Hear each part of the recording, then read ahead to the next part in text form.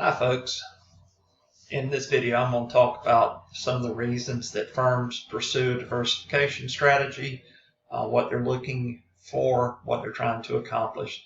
So we need to understand that there are three types of diversification when it comes to creating value. There are those that create value, those that reduce value, and then there are some that in the middle that are value neutral.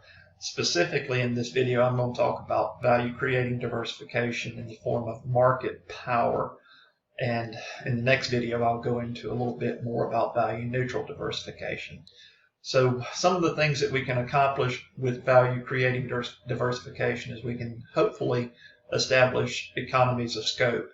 So if we've got the ability to share some of our resources are being underutilized in one business. If we diversify, we can use those resources in another business. That would be a real good reason for us to diversify. You've heard of economies of scale. You may not have heard of economies of scope before. That's all about transferring those core competencies, those things that we're really good at.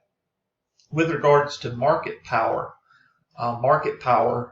is having above average ability or above average control of the market. So when we're able to sell our products above the existing price level, we've got market power.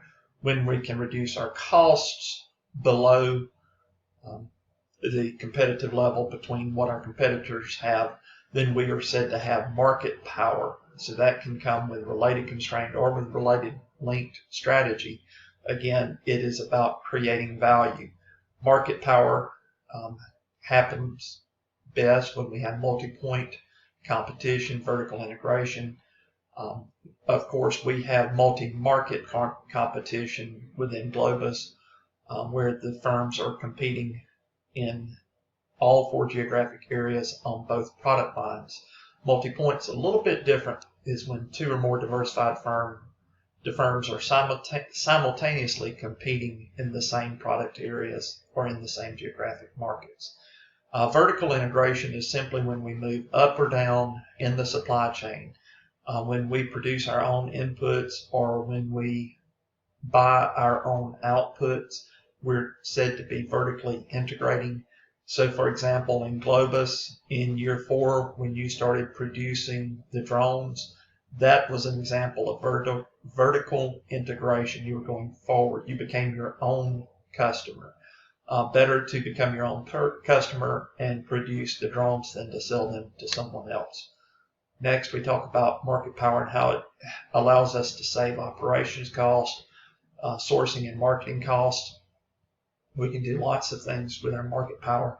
And market power comes through being bigness or having that sustainable competitive advantage. Market power can be important for us. It can be powerful. Quite often it'll come from first mover advantage. We are seeking advantage by having some ability to have abnormally high controls in the market. So that could be more market share, it could be lower cost, or ability to charge an above average price. Lots of reasons that we could have market power, but it's critically important for us. A lot of firms are seeking that market power.